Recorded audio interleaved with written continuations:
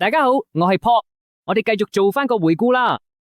我哋而家開始進行一個複雜嘅量子思維提取，針對2026年第一季盈利週期，重點放喺基礎設施主權同超大規模運營槓桿。目標好明確，數學上要分析龐大嘅8050億美金 AI 資本開支週期，並且精確對應我哋嘅12隻極度針對性股票入邊嘅投資組合部署。整體數據揭示咗一個關鍵無可否認嘅供應鏈現實。呢啲出色嘅理論 AI 軟件模型要實體化，依家正面臨住嚴重嘅實體生產瓶頸。直接結果就係呢個實體瓶頸將巨大壟斷性嘅定價權直接轉移咗去某啲特定硬件方向。呢個情況完全打亂咗傳統估值指標。咁到底邊啲硬件股票吸收緊呢8050億美金嘅日價？我哋一齊深入直供應鏈揾下答案啦。我哋再睇埋貫穿成個 AI 基礎設施堆疊嘅基本分數卡。我哋而家追蹤緊由3月15號到5月4號2026年出現咗一個大規模基本面重新定價。提前劇透一下，市場而家有咗身份危機。睇下記憶體行業啦。SK 海力士飆升咗47.32%，令佢今年到目前為止嘅回報高達95.17%，但係佢而家只係以4.2倍嘅預期市盈率交易 ，PEG 比率更加平到得0.42。三星同美光都一樣咁高效，佢哋而家分別以5.1倍同5.6倍嘅預期市盈率交易，同晶片設計公司一比就知分別。AMD 同 Marvell 爆升，分別升咗86.43% 同87.74%，但係你要為呢種升勢付出好大日價。AMD 而家市盈率高達143.7倍，而 Marvell 就有108.9倍。跟住咧，我哋就攞到幻想嘅部分。Palantir 同 Tesla 喺呢段時間都錄得負回報。Palantir 跌咗4.56百分比 ，Tesla 就微跌0.10百分比，但係Palantir 依然有96.2倍嘅預期市盈率，而 Tesla 就浮咗天上，有194.5倍預期市盈率，仲有一個幾可笑嘅 PEG 比率6.02。我哋而家見到半導體估值出現咗好大嘅脫節，呢個行業而家分裂成3個截然不同嘅估值現實，暴露咗一個好深層次、值得利用嘅市場冇效率。首先喺記憶體方面，我哋見到深層價值，純記憶體股票例如 SK、Hynix 同 Micron 加埋 Samsung， 呢度嘅量子思維洞察力真係令人震驚。呢啲基礎企業而家嘅 PEG 比率壓縮到得返0.35到0.51，預期市盈率更加低到得返單位數，真係誇張。SK Hynix 預計未來市盈率得4.2倍，雖然今年至今已經升咗95.17百分。整個大市都系統性咁低估緊高頻寬記憶體嘅超級周期。舊有嘅演算法將大幅盈利增長錯誤分類為周期性硬件高峰，而唔係佢哋實際上係永久性結構性嘅 AI 基建瓶頸。跟住落嚟就係邏輯同網絡類型嘅日價股，例如 AMD、Broadcom 同 Marvell。冇錯，佢哋嘅市盈率用過去數據乜嘢好似拉得好高，好似 AMD 而家過去市盈率有143.7倍。但呢啲其實都係有根有據嘅日價，市場會俾咁高嘅市盈率，係因為有數據中心互聯收入同大量已簽約嘅商業訂單作數學驗證嘅支持。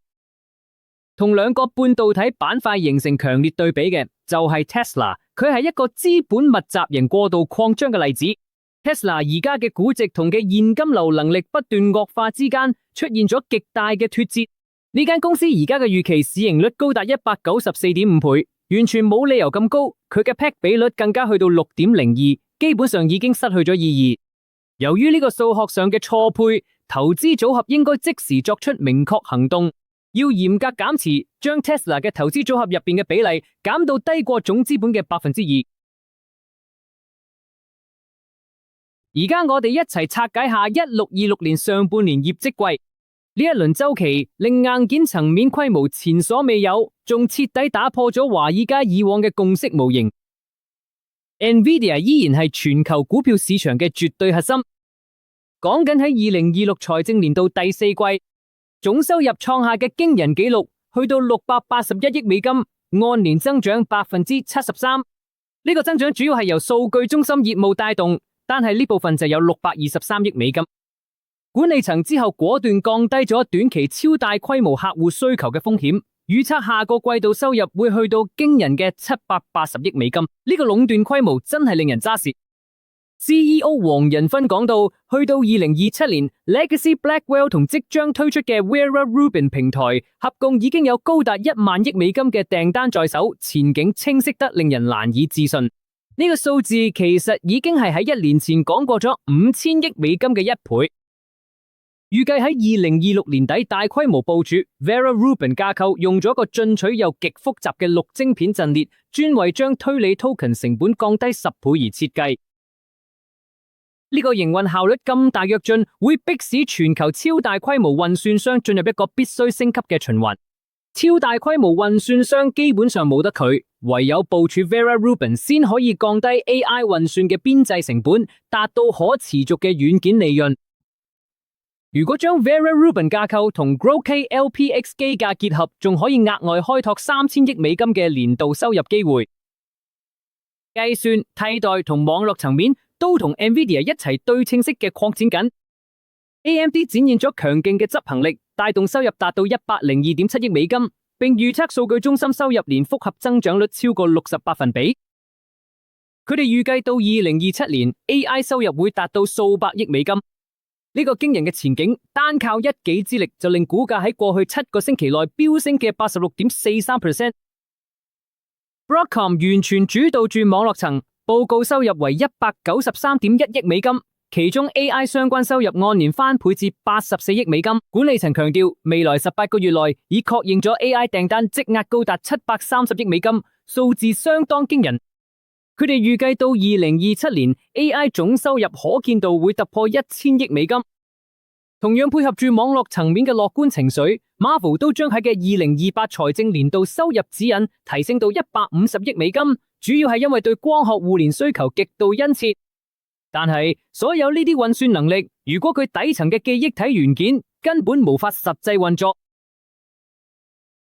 我哋而家正進入一個我親切稱之為 Ramageddon 嘅時代。事實證明，記憶體行業唔單止係從周期性低潮中復甦，而係猛烈咁撞入咗一個永久性結構性短缺。根本性嘅矛盾其實好簡單，全球龐大嘅 AI 需求正面撞上先進封裝嘅限制。高頻寬記憶體對 AI 加速器嚟講絕對係不可或缺，但係生產過程極之複雜。你要好細緻嘅將12至16層垂直晶片堆疊，仲要用微米級嘅直通孔連接。因為生產一個位元嘅 HBM 實際上會喺生產線上取代幾個位元嘅傳統 DRAM， 所以消費者記憶體市場而家被系統性嘅餓住。供應短缺嚴重到 Micron 直接停晒嘅舊有嘅 Crucial 消費者品牌，淨係為咗將晶圓產能調去餵養 AI 怪架。結果而家預計全球智能手機同 PC 嘅記憶體短缺會一路延續到2027年之後。呢個擾亂嘅宏觀經濟層面嘅影響真係令人咋舌。分析師預測到2026年，全球 MLC NAND 快閃記憶體產能會跌超過40%，令某啲科技商品嘅價格會出現高達1000% 嘅通脹浪潮。預計到2026年，整個 HBM 市場會增長58%，達到546億美元。而 Micron 預計到2028年，佢喺內部 HBM 可觸及市場規模會去到1000億美元。呢啲瓶頸因為即將喺2026年轉用 HBM4 世代而變得更加嚴重。HBM4 配備咗龐大嘅2048 bit 界面，每個堆疊需要 1.5 至 2.0 TB 每秒嘅頻寬。NVIDIA 對 Vera Rubin 平台訂立咗嚴格嘅 11.7 Gbps 傳輸限制，呢個迫使 SK、海力士、三星同美光積極加快量產步伐，爭取喺2026年2月同埋3月之前完成。祝你好運！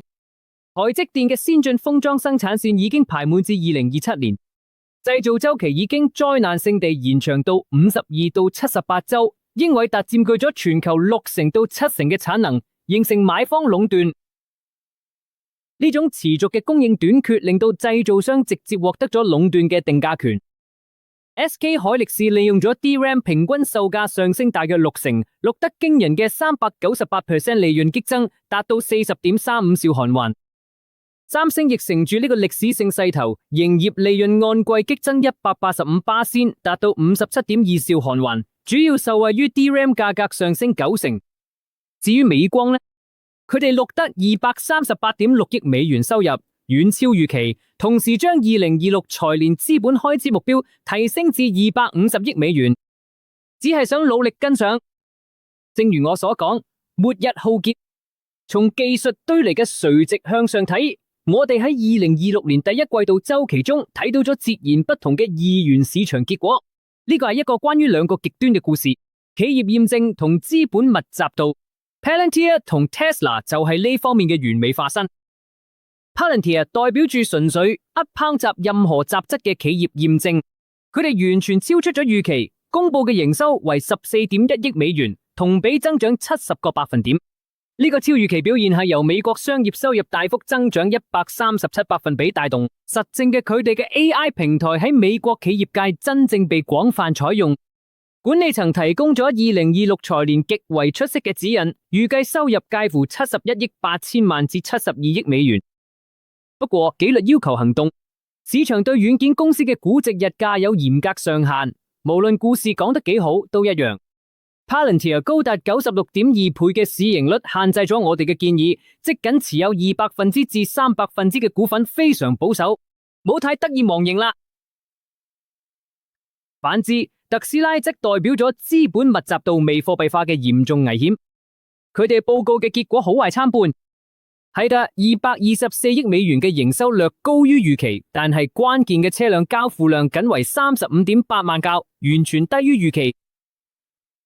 最令人擔憂嘅係，特斯拉發出咗一個對2026財政年度餘下時間極為嚴重介乎自由現金流預警。管理層正積極轉型，將資本開支提升至超過250億美元，用咗資助咗未經證明嘅新項目，例如 Cybercab、Optimus 機械人同內部 AI5 晶片。市場對呢啲資本密集、冇即時商業化回報嘅自動化轉型作出嘅嚴厲懲罰。呢個殘酷現實已經反映咗股價今年以嚟下跌咗10.79%。呢種未能即時變現嘅資本密集概念，正正就係引入超大規模運算商宏觀經濟現實嘅完美過渡。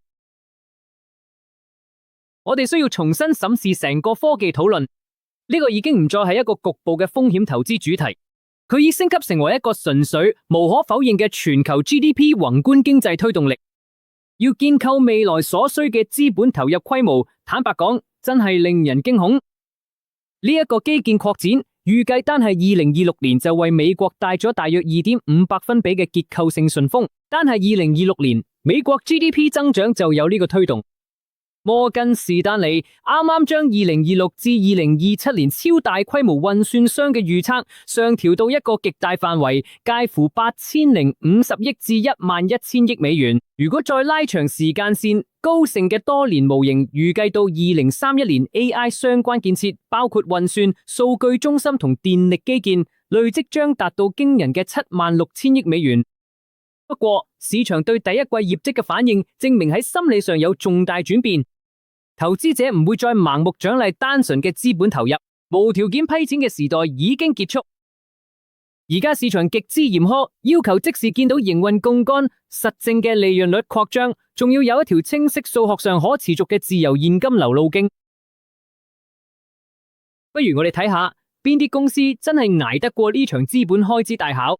我哋而家就嚟拆解下四大超級雲端巨頭點樣吸收咗龐大嘅成本，但又唔會燒晒佢哋嘅自由現金流。Alphabet 真係做到一個細細個嘅利潤奇蹟。雖然佢哋將收入嘅30.4%投入咗資本開支，但佢哋嘅淨利潤率竟然大升咗511個基點。以38.9% 嘅股本回報率嚟講，佢哋而家係效率方面領先全行。跟住就到 Meta。馬克朱克伯格而家正喺大興土木，資本開支佔收入高達35.2%，係成個組別入邊最高。佢進取嘅策略亦都反映佢哋喺面對嘅阻力上面。佢哋係唯一一間營運利潤率下跌嘅公司，跌咗23個基點。不過以22.4%嘅自由現金流利潤率嚟講，佢哋嘅現金機器依然運作得好好。Microsoft 依然係軟件規模化嘅黃金標準。雖然佢哋嘅資本開支比較溫和，只係佔23.5%，但佢哋真係現金怪㗎，自由現金流利潤率高達29.5%。華爾街都冇好佢哋嘅持續力，預計到2027年營運利潤率可以去到勁高嘅46.4%。到時候佢哋唔淨只係科技公司，簡直係高利潤嘅數碼公用事業。最後就到 Amazon 呢個異類，佢哋嘅營運規模完全唔同級數，收入高達7427億5千萬美金，但呢個規模都帶嚟咗一定嘅壓力。佢哋嘅自由現金流利潤率得返好薄嘅6.1%，對比其他同業真係差好遠。即使資本開支對收入比率係最低，得20.3%， Amazon 都係玩緊高流量、低利潤嘅遊戲，幾乎冇乜犯錯空間。呢啲財務差異唔只係紙上數字咁簡單，佢哋係無可動搖嘅信號，話俾你知邊啲帝國先至可以喺 AI 轉型期間屹立不倒。而家我哋見到資本策略出現咗根本性分歧，呢場係 Alphabet、Meta 同 Microsoft 之間槓桿對稀釋嘅經典對決。Alphabet 成為2026年第一季周期無可爭議嘅贏家，完美展現咗營運槓桿嘅極致操作。公司錄得3611億900萬美元收入，同時投入咗1099億2千萬美元資本開支。雖然佢哋將龐大收入基礎嘅30.4%用嚟嘅資本開支，但 Alphabet 嘅股本回報率創下歷史新高，急升318個基點，去到38.9%。呢個數字係同業之中最高。佢哋真係使大錢，但都越使越有錢。深入咗落去，就會發現呢場勝利背後嘅運作機制。Alphabet 嘅收入增長遠遠拋離咗折舊同營運成本，呢個推動嘅營運利潤率擴大66個基點，去到32.7%，而淨利潤率更加勁升511個基點，去到37.9%。最關鍵嘅係 Google Cloud 累積咗4620億美元嘅雲端合約積壓，當中超過一半會喺24個月內轉化做收入。佢哋用實際數據證明咗比懷疑嘅市場嘅大規模資本開支可以即時帶嚟實質嘅盈利。Alphabet 係唯一一間被市場共識預期可以持續擴大營運利潤率嘅超大規模雲端公司，目標係2027年達到37.7%。形成強烈甚至令人驚嘆嘅對比就係 Meta Platforms。佢哋雖然錄得同業中最高嘅季度收入增長，達到7%，收入去到2149億6千萬美元，但利潤率就大幅下滑。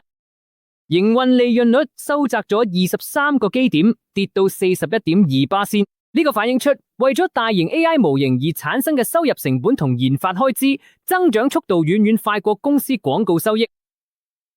Meta 係行業入邊資本密集度最高，達到35.2%。管理層更加發出咗災難性嘅全年資本開支指引，上調到1250億至1450億美元之間。如果照第一季嘅速度推算，全年開支會超過3000億美元。分析師預計，如果呢個情況持續落去，可能會完全吞噬公司嘅自由現金流。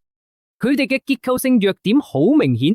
佢哋嘅好似 AWS 或者 Azure 咁，有直接對外嘅 AI 運算收入來源，佢哋只可以靠廣告定向間接變現嘅啲 GPU 集群，但係數學上根本唔夠，要抵消 Reality Labs 帶嚟咗巨大虧損。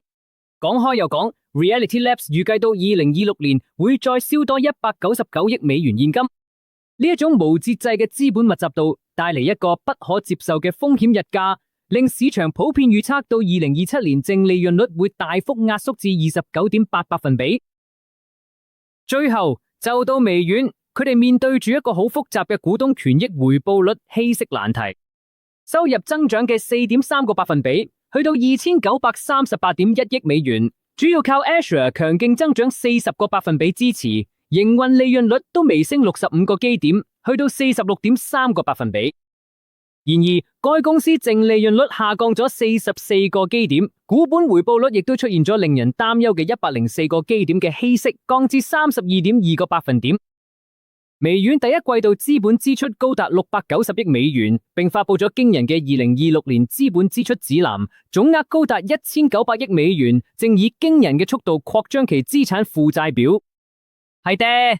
佢哋嘅自由現金流利潤率喺集團中最高，達到29.5%，但佢嘅資本部署嘅速度暫時已經超越咗 AI 工作負載帶嚟嘅新增收入增長。即使係軟件之王，都唔能夠避免重力拖低咗過往嘅資本回報率表現。我哋一齊嚟講下 Amazon 第一季業績帶嚟咗視覺衝擊。Amazon 報告嘅絕對最大嘅收入規模達到7427億5千萬美元，按季增長 3.6%。同時，佢哋喺集團入邊投入咗最高嘅資本開支，達到1510億美元，佔收入 20.3%。今季最明顯嘅異常呢，就係 Amazon 毛利率出現災難性下跌，一下子跌咗1250個基點，跌到得返 37.8%。喺正常情況下，呢個會即刻引發一場大規模嘅股票拋售潮，但係市場幾乎冇嘅反應。量化解釋就係純粹物流優化。雖然毛利率表面上抌落好似災難，但 Amazon 靠住極致嘅物流同行政成本優化，成功維持咗極高嘅資產周轉率，達到 0.952。呢種無情嘅效率，真係令 Amazon 可以硬生生頂住毛利率崩潰。佢哋成功將營運利潤率提升嘅35個基點，去到 11.5%，而且淨收入更升到驚人嘅907.9億美元。冇錯 ，Amazon 嘅所有超大規模雲端公司入邊，佢嘅自由現金流利潤率最低，得 6.1%， 而且資本回報率都係最低，得 11.7%。不過佢極高效嘅運用自己嘅物流網絡同 AWS 基建，帶嚟咗巨大嘅結構性優勢。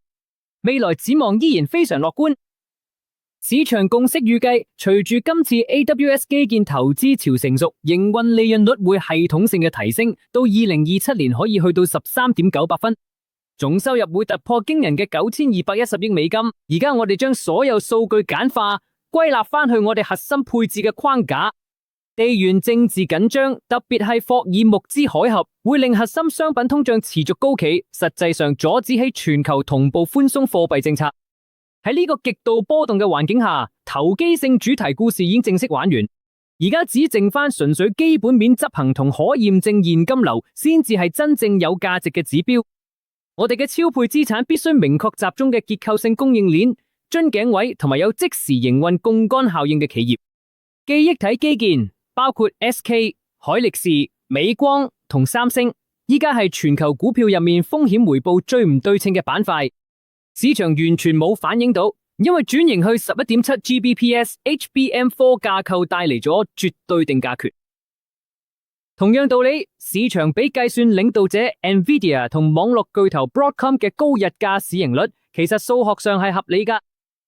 我哋講緊明確1萬億美金收入可見度，同埋已確認730億美金訂單積壓。喺超大規模雲端公司入邊 ，Alphabet 絕對係首選配置，無可置疑。佢哋獨特嘅展示佢點樣將大量資本流出轉化成有保證、簽咗約嘅股本回報率增長。相反，我哋會毫不留情咁對佢資本投入無節制又未能變現嘅公司減持。Meta 同 Tesla 需要即刻喺投資組合入面減持，佢哋龐大嘅資本投入嘅相應直接收入來源，未來24個月內好有可能嚴重拖低自由現金流，甚至令利潤率大幅收窄。唔好再為佢哋嘅科研計劃埋單，目標就係要堅持紀律，唔好俾荒蕪錯失恐懼症影響。市場而家已經進入咗一個階段，只有嚴格產生自由現金流同實質利潤率擴張嘅公司先會得到獎賞。對於而家未分配嘅機構資金，耐性係數學上必須要有啲。AI 超級周期入邊嘅結構性贏家已經被仔細咁選出嚟，而家唯一要做嘅就係等緊遲早會出現嘅地緣政治波動，俾我哋一個最佳嘅統計入市時機。